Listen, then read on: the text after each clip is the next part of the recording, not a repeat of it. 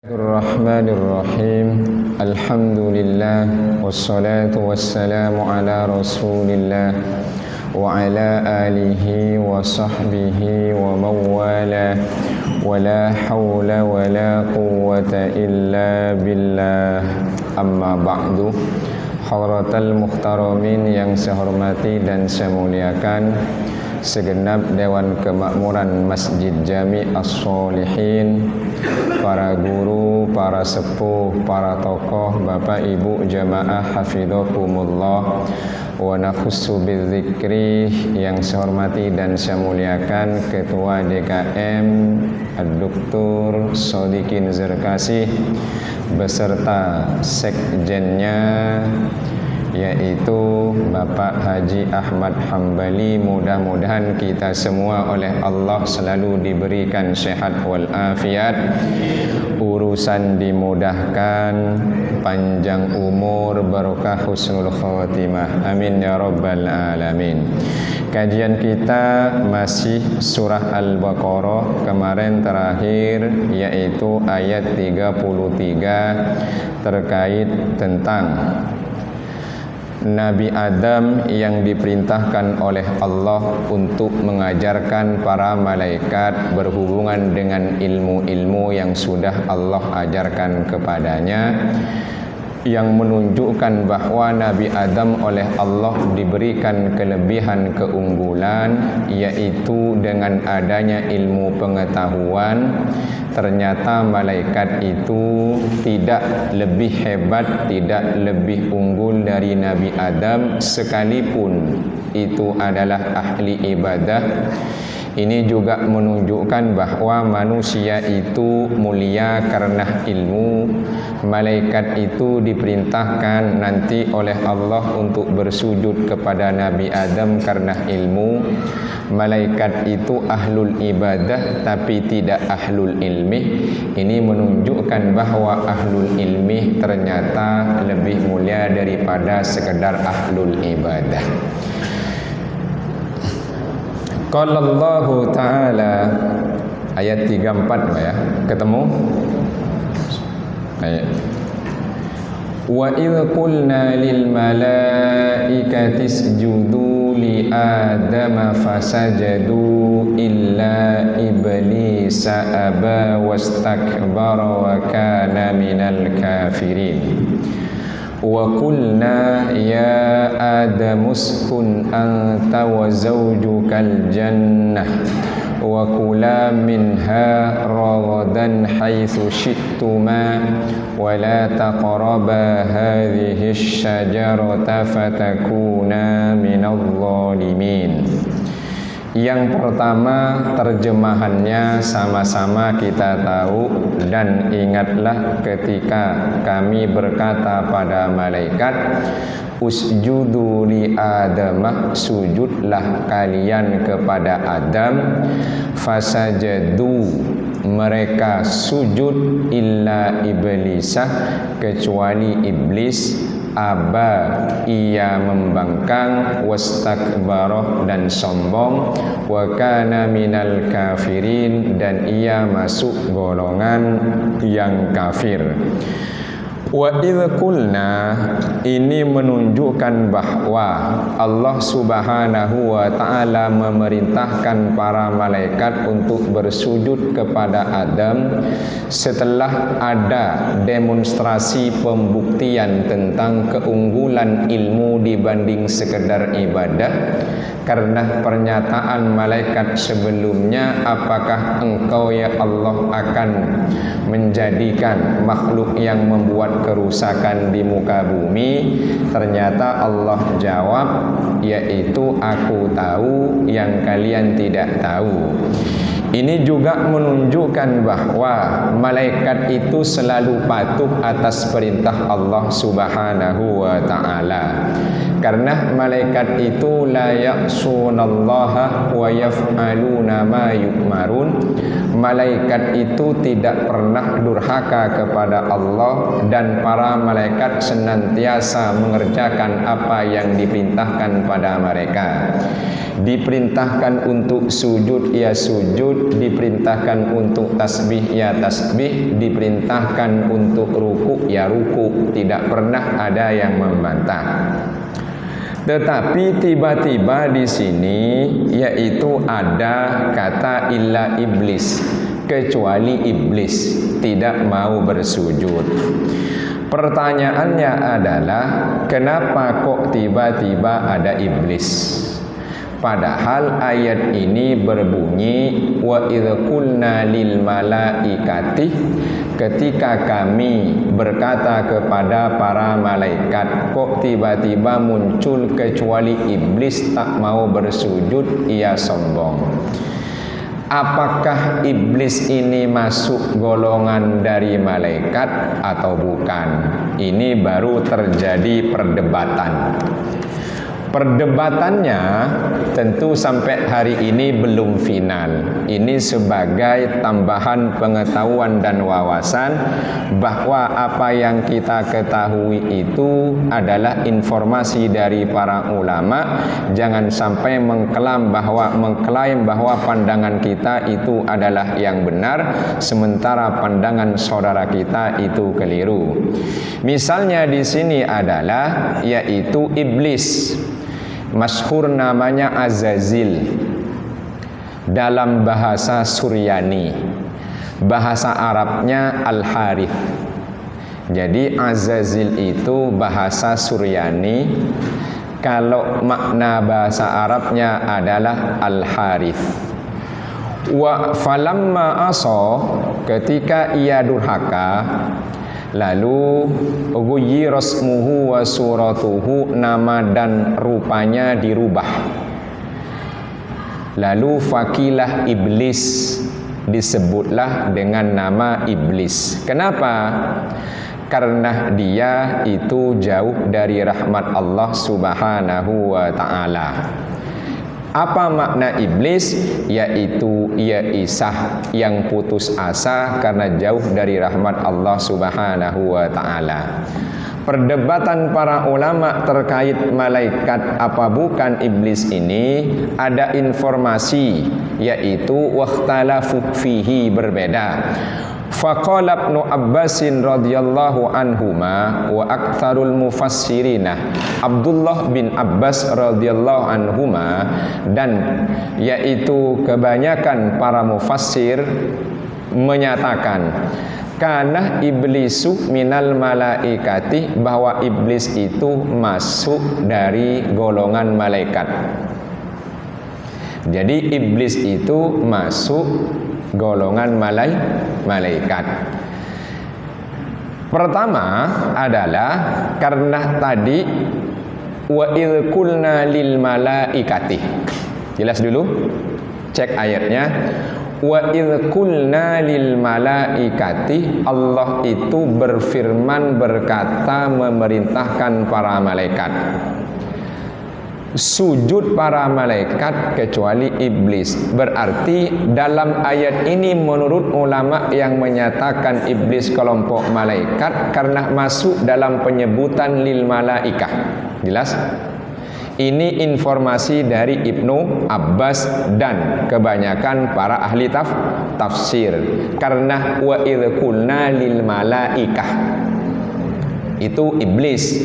Misalnya ketika saya perintahkan para jemaah masjid untuk berdiri, semua berdiri kecuali Ustadz Mulyadi. Nah ini Ustadz Mulyadi ini berarti masuk dalam golongan jemaah Masjid As-Sohbah. Logika linguistiknya bisa dipahami dulu. Karena ada pengecualian, ada yang dikecualikan. Ini, jadi ketika saya minta para jamaah as-solihin untuk membaca suratul Fatihah, mereka baca kecuali Ustadz Zaid. Jadi Ustadz Zaid ini masuk kategori jamaah as-solihin apa bukan? Logika bahasanya. Maka dikatakan bahwa iblis itu adalah masuk dari kelompok malaikat. Jelas dulu? Oke. Lalu kedua menyatakan, ini disampaikan oleh Al-Hasan Al-Basri tentunya, kanah minal jinni, iblis itu masuk golongan jin. Iblis itu masuk golongan jin. Walam yakun minal malaikati, dan iblis itu bukan dari golongan malaikat. Buktinya Allah berfirman, illa iblisah kana minal jinni fafasakoh an amri rabbi. Al-Kahfi ayat 50. Fafasakoh an amri rabbi, illa iblisah, kecuali iblis, kana minal jinni, iblis itu masuk golongan jin. Berarti pendapat yang kedua, yaitu menggunakan pandangan ayat yang ada dalam surah Al-Kahfi. Pendapat yang pertama ini bersandarkan kepada dari Ibnu Abbas. Ini dua-duanya punya dasar. Tapi yang kedua yaitu punya dalil menggunakan Al-Quran. Oke, baik, nanti kita cek. Fahuwa aslul jinnih kama anna adama aslul insi. Iblis itu adalah, yaitu bapak buyutnya para jin, sebagaimana Nabi Adam yaitu adalah bapak buyutnya manusia. Jadi Adam itu adalah bapak manusia, iblis adalah bapaknya jin. Okay. Wali annahu khuliqa minan nari. Iblis itu diciptakan dari api. Kemudian wal malaikatu khuliqu minan nuri. Sementara malaikat oleh Allah diciptakan dari nur. Jelas? Oke. Kalau dimasukkan iblis ke dalam golongan malaikat, kira-kira berbenturan apa tidak? Karena iblis dari api, malaikat dari nur. Satunya dari nar, satunya dari nur. Adamnya dari tanah. Adamnya dari tanah. Perdebatan ini sampai hari ini masih ada. Artinya, jika ada nanti yang menyatakan bahwa iblis itu masuk dari golongan malaikat, monggo-monggo saja. Jika ada yang mengatakan bahwa iblis itu adalah golongan dari jin, ya monggo, juga ada dalilnya. Nah, ini juga ada dalilnya. Tetapi yang paling penting kita beriman bahwa ini adalah bersumber dari Al-Quran, dari Allah Subhanahu wa Ta'ala, bahwa ada yang namanya iblis. Artinya iblis itu dia membangkang, juga dia takabur. Bisa dipahami para jemaah? Oke. Apa pelajarannya? Jangan niru iblis. Jangan niru iblis. Pertanyaannya, sujud yang Allah perintahkan kepada malaikat untuk Nabi Adam itu sujud apa? Kira-kira nih, sujudnya sujud apa kira-kira bentuknya? Apakah itu bentuknya adalah sujud secara hakiki seperti kita sholat? Apa itu hanya simbol hormat? Apakah itu sujudnya ibadah? Atau sujudnya adalah penghormatan? Yang pasti malaikat bersujud kepada Nabi Adam murni taat kepada Allah. Beda dengan iblis yang tak mau sujud kepada Nabi Adam. Jelas? Artinya apapun yang Allah perintahkan kepada kita, taatilah. Jelas? Seperti malaikat disuruh sujud, sujud. Iblis disuruh sujud, tidak sujud. Dengan demikian, kalau ada di antara kita yang tidak mau untuk melakukan dan menunaikan perintah Allah, dia membangkang, berarti dia itu sudah punya karakter. Kalau dia taat untuk mau menunaikan perintah Allah, berarti dia punya karakter malaikat. Kita ini manusia di antara dua, kadang ke sebelah malaikat, kadang ke sebelah iblis. Cuma sering betah di mana? Sering betah di iblis. Ternyata kita sering betahnya di bener. Ya, kita yang masing-masing tahu. Kita yang masing-masing tahu. Ini terkait tentang malaikat sama iblis, bentuk taatnya. Satunya adalah yaitu membangkang. Tahu dari mana bahwa iblis ini adalah masuk kategori yang diperintahkan? Kok tiba-tiba muncul di ayat ini? Perlu kita pahami, memahami ayat Al-Quran jangan cuma hanya pada satu ayat yang terdapat dalam satu surat. Tapi ayat Al-Quran itu saling menopang dan melengkapi penjelasannya. Oke, kita cek. Apakah iblis diperintahkan oleh Allah untuk bersujud atau tidak? Atau apakah memang iblis ini masuk kategori malaikat karena yang diperintahkan sujud malaikat, lalu iblis dianggap membangkang? Ada ayat yang berbunyi, Bismillahirrahmanirrahim. Ma mana'aka alla tasjuda id amartuk qala ana khairum minhu khalaqatani min nar wa khalaqatahu min tin. Itu ayat. Ayat bukan? Surat apa? Al-Quran. Masih ingat kan? Surat Al-Quran. Mari kita cek. Apakah di sini betul iblis masuk kategori malaikat karena yang diperintahkan di malaikah tadi? Jelas ya? Tiba-tiba ada iblis. Kita cek ayatnya di lain. Ma mana'akah alla tasjudah? Apa yang membuatmu tak mau sujud, iblis? Id amartuk, ketika aku perintahkan dirimu. Ayat ini menunjukkan bahwa iblis juga diperintahkan sujud. Kira-kira gini. Wa idh qulna lil malaikati usjudu li Adam wa ya iblis usjud lahu. Jelas? Karena bunyi ayatnya tadi, ma mana'aka alla tasjuda id amartuk. Apa yang membuatmu tak mau bersujud saat aku perintahkan kamu sujud padanya? Berarti Allah juga memerintahkan iblis untuk bersujud pada Adam. Jadi begini kira-kira. Malaikat sujud pada Adam, iblis sujud.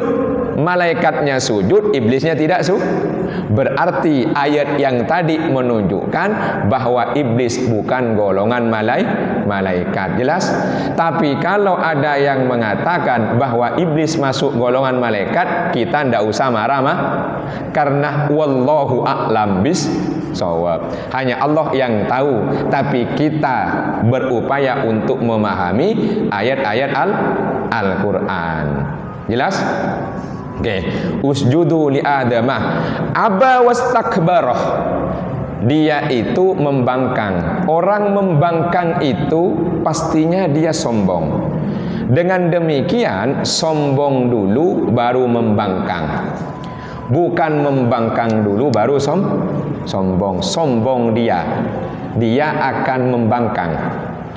Karena ayat ini menunjukkan iblis itu sombong. Mana kata sombongnya? Kita cek. Tadi ayatnya tadi itu, di ayat lain. Qala ana khairum minhu.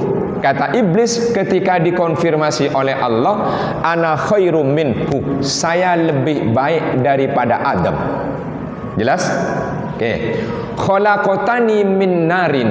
Kau ciptakan aku dari api. Wa khalaqatahu min tin, dan engkau ciptakan Adam dari tanah. Jadi iblis jawabannya sombong, mengatakan pada Allah, saya lebih baik daripada dia. Kau ciptakan aku dari api, Adam kau ciptakan dari tanah. Itu sombong apa tawadu? sombong. Yang kedua, iblis ini lupa yang nanya siapa. Jelas? Yang nanya siapa? Kok dia sombong sekali di hadapan Allah? Kan Allah nanya, ya, apa yang membuatmu tak mau sujud pada Adam saat aku perintahkan dirimu bersujud padanya, wahai iblis? Yang nanya siapa? Allah. Yang jawab iblis, ana khairum minhu, saya lebih baik daripada Adam. Satu, sombong karena dia merasa lebih baik. Tapi yang kedua, dia lupa yang nanya siapa. Siapa yang nanya? Yang mencipta. Ini. Jadi kalau ada orang sengak, nggak sopan di depan yang menciptakan, di depan yang mendidik, di depan itu namanya punya karakter sombong, iblis. Oke. Yang ketiga, makhluk yang pertama kali melakukan banding-banding, melakukan perbandingan satu sama lain, iblis. Karena ia membandingkan dirinya dengan Adam. Jelas? Jadi makhluk yang pertama kali membanding-bandingkan ciptaan Allah yang satu dengan yang lain itu adalah iblis. Ada nggak di antara kita yang suka membanding-bandingkan? Jangan-jangan memang suka membanding-bandingkan. Apa? Banding-bandingin. Gila maksudnya. Siapa? Wah, nggak tahu saya. Siapa? Oh, ya, oke. Artinya apa? Kan jelas ayatnya. Ana khairum minhu. Aku lebih baik daripada. Ini jelas karakter makhluk yang suka membanding-banding. Hati-hati, jangan suka membanding-bandingkan guru-guru kita. Jelas? Kalau suka membanding-bandingkan, berarti dia itu sudah punya karakter iblis. Ustadz itu tuh lebih keren daripada satunya, diomongin di belakang. Dia sudah membanding-bandingkan. Ketiga. Keempat, ini namanya rasis bahasa hari ini. Tanah dan api dibanding-bandingkan. Jelas? Yang satu tercipta dari api, yang satu tercipta dari tanah. Dibanding-bandingkan dua jenis penciptaan. Yang satu katanya bersinar, yang satunya gelap. Ini namanya rasis. Membanding-bandingkan. Misalnya, orang Madura itu enggak putih-putih kulitnya. Gawat ini. Itu celeng namanya. Saya bilang enggak putih-putih ya. Saya enggak bilang hitam. Ya, sementara orang-orang Sunda itu orangnya bersih-bersih. Ini sudah rasis namanya. Jelas? Saudara? Ada yang suka rasis di antara kita. Nah, berarti dia sudah mendapatkan setetes dari titisan. Jelas maksud? Jadi jangan rasis, nggak boleh rasis, membanding-bandingkan satu dengan yang lain dengan nebut jenis. Kan tadi min narin sama mintin. Rasis apa bukan bahasa hari ini? Rasis dia. Jelas? Nah, kita hindari yang namanya. Jadi makhluk yang pertama kali yang rasisme itu adalah Kalau ada di antara kita yang rasis, berarti dia kelompok. Jelas maksudnya? Nah, ini kan ngajinya kan harus begini nih. Nggak disebutin di Qur'annya, tapi teksnya menunjukkan adanya konteks membanding-banding. Apa tadi Ustaz? Banding-banding ke yang katanya tadi artis cilik gitu tuh. Nah, banding-banding ke. Nah, itu. Artinya apa? Nih laki-laki yang suka kadang membanding-bandingkan satu perempuan dengan perempuan yang lain. Ya, yang suka membanding-bandingkan satu perempuan dengan perempuan yang itu juga punya tetesan dari titisan iblis. Semua adalah ciptaan Allah. Kan iblisnya bilang, khalaqtani wa khalaqtahu. Khalaqtani wa khalaqtahu. Kau ciptakan aku, kau ciptakan ia. Penciptanya satu. Lah kok ngebanding-bandingin di depan yang bikin? Kira-kira nih, kalau anak kita dibanding-bandingkan sama orang lain, kita tersinggung apa enggak? Dua-duanya anak kita. Mohon maaf nih, yang satunya ini nyebutin aja bukan rasis. Yang satunya warna kulitnya putih bersih, yang satunya gelap enggak bersih. Ada orang membanding-bandingkan, itu anak kita dua-duanya. Kira-kira perasaan kita gimana? Yang satu diunggulkan anak kita, yang satu itu dibandingkannya dia di bawah anak kita. Apa kira-kira perasaan kita? Nah, jangan suka membanding-bandingkan. Inilah kenapa kita mesti memahami Al-Quran melalui tafsir para ulama. Coba cek di terjemahan ada nggak? Ada. Barusan yang saya jelaskan. Nggak ada. Makanya penting ngaji, jelas? Penting ngaji itu. Oke. Wa kana minal kafirin, dan iblis itu masuk yaitu golongan, yaitu adalah yang kafir. Selanjutnya ayatnya. Ini karena murid ini cepat. Wa qulna ya Adam uskun anta wa zawjukal jannatah wa kula minha ragadan haitsu syi'tuma. Dan kami katakan, Adam, diamlah engkau, wa zawjukal jannatah, dan pasanganmu di surga, makanlah kamu berdua darinya sepuas-puasnya, semau kalian berdua. Cuma wala taqraba hadhihi syajarata, kamu berdua jangan coba-coba dekat-dekat ke pohon itu. Fatakuna minadz zalimin, kalau kalian dekat-dekat kalian masuk yang dolim. Jadi kita cek tafsirnya. Wa qulna ya Adam uskun anta wa zawjukal jannah. Pertanyaannya, di ayat sebelumnya Allah menciptakan Nabi Adam untuk dijadikan khalifah. Kok tiba-tiba Nabi Adam disebutkan pada ayat yang 35 ini punya istri? Dapat dari mana? Kan gitu pertanyaannya. Padahal ayat sebelumnya kan adalah qala ya Adamu ambihum, Adam, kok tiba-tiba sekarang ada istri? Nah, ini tafsirannya adalah anna Adamah lam yakun lahu fil jannati man yujanisuhu fanamah naumatan fa khalaqallahu zaujatahu Hawwa'ah. Nah, ini Nabi Adam di surga sendiri kesepian. Ternyata meskipun di surga kalau sendirian itu sepi, gak enak. Makanya jangan suka ngapling surga. Jelas? Ada nggak di antara kita suka ngapling surga? Surga dikapling selain dirinya, nggak boleh masuk surga. Banyak kan? Jangan suka ngapling kalau sendirian itu enggak Nabi Adam aja enggak betah sendirian. Nih, jangan suka ngapling surga para jamaah. Yang beda dibilang neraka. Dikit-dikit neraka, dikit-dikit kafir. Itu namanya ngapling surga. Nah, ini hati-hati. Lalu Allah ciptakan Hawa ketika Nabi Adam tidur. Dari mana?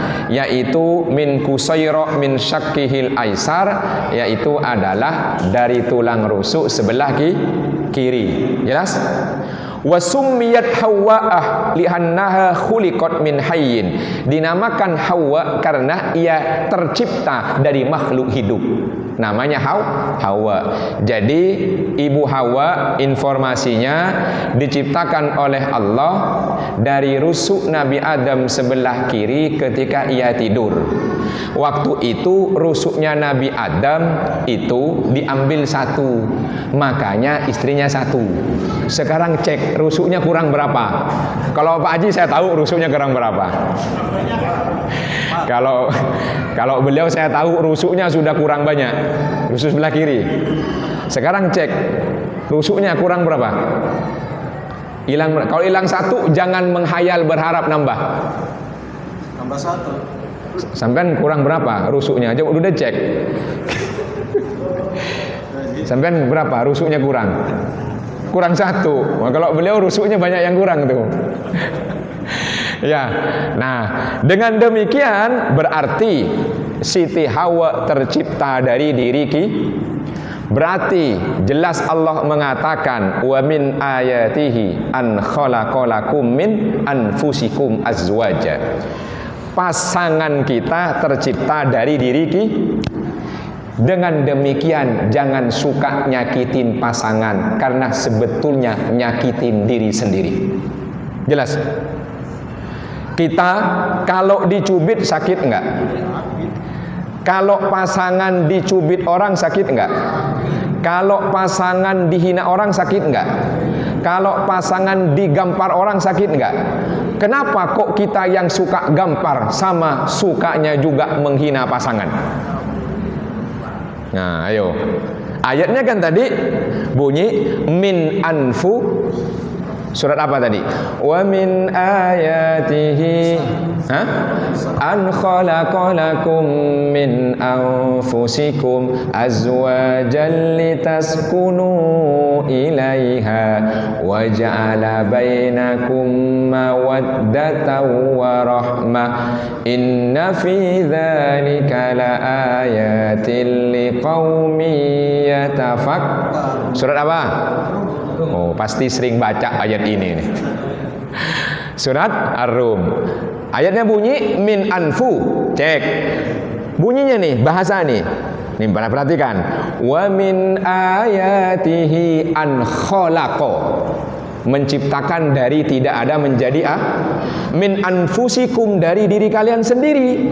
Berarti pasangan kita dari diri Jangan pernah hina pasangan, jangan pernah sakiti pasangan, karena sejatinya sudah menghina dan nyakitin diri sendiri.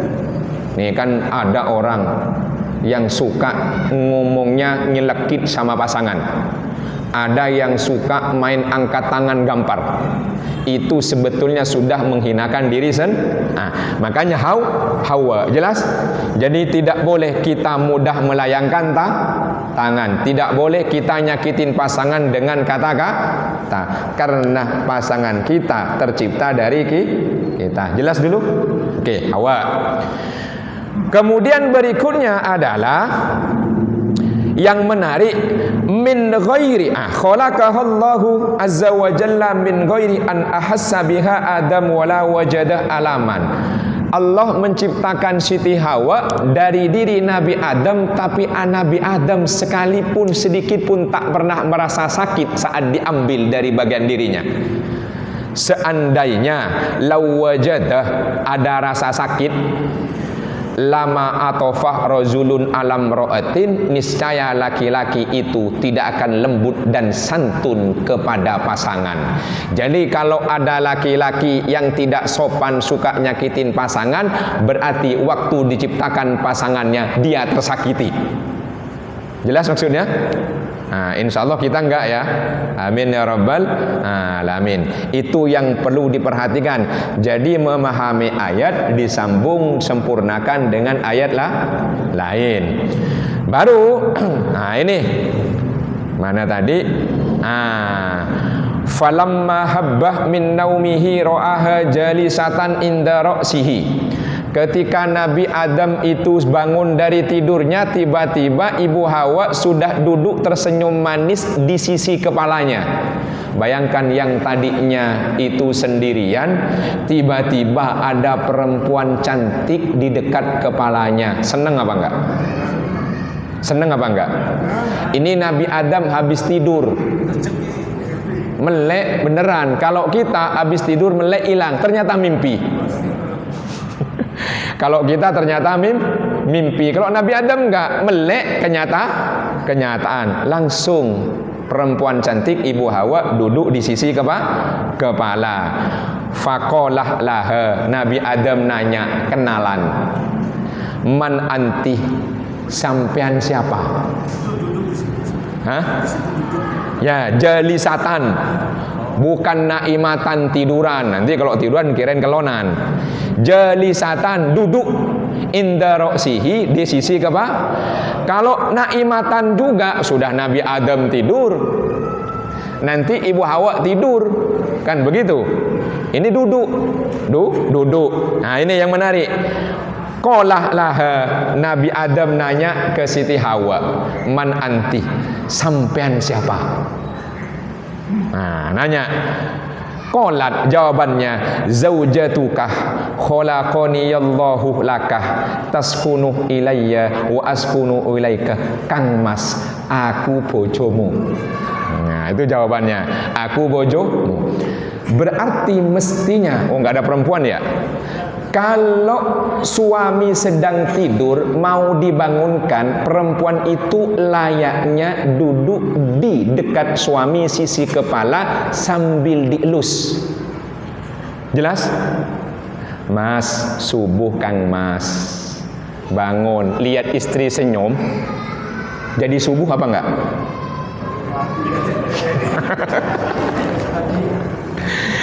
Jadi subuh. Jadi subuh sih. Jelas. Nah, ini kan pelajarannya. Oleh Allah diciptakan langsung duduk tersenyum di sisi kepala. Enggak, subuh. Bukan begitu. Ya, Mas. Kan jawabannya zaujatuka, kulo bojomu. Kulo garwoni. Apa jawabannya? Garwo ya. Kulo niki garwoni jenengan, saya istri sampean. Khalaqaniyallahu laka, Allah ciptakan aku hanya teruntuk dirimu. Bahasanya itu taskun ilayya, supaya engkau merasa tenang dan nyaman karena ada aku. Sakinah. Wa askunu ilaika, aku pun demikian Kang Mas.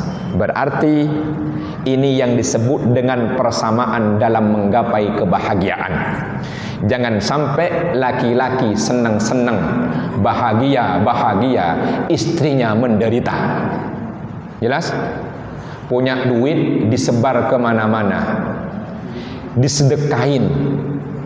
Kemana sedekahnya?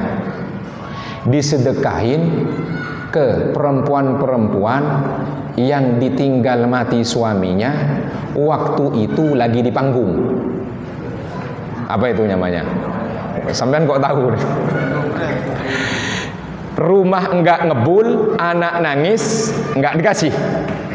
Sementara di luar sana naik panggung, uang keluar, enggak punya, cari utangan, ditanya sedekah, kasihan, ditinggal mati, ditinggal suami. Jelas maksudnya? Nah, maka bahasa hari ini, mohon maaf nih, jangan sampai Anda membela dia, ya, yang statusnya sekarang menjadi itu, lalu istri Anda akan menjadi seperti dia berikutnya. Bisa dipahami? Ini bahasanya nggak enak soalnya nih. Ya, tutup nih. Jangan sampai Anda membela janda, kemudian istri Anda yang berikutnya jadi janda. Jelas maksudnya? Ya, jelas. Kalau sanggup, monggo diambil dua-dua. Ini ngutang duitnya. Ya, alasan sedekah. Jelas? Nah, ini. Jadi taskunu ilayya wa askunu ilaika. Sama-sama hidup sakinah. Jangan cuma senang sendirian, makan enak di luar, di rumah enggak ada makanan. Jelas ya? Nah, itu pelajarannya. Apa kata Allah? Wa kula minha raghadan wasi'an katsiran. Silahkan makan semua yang ada, bebas.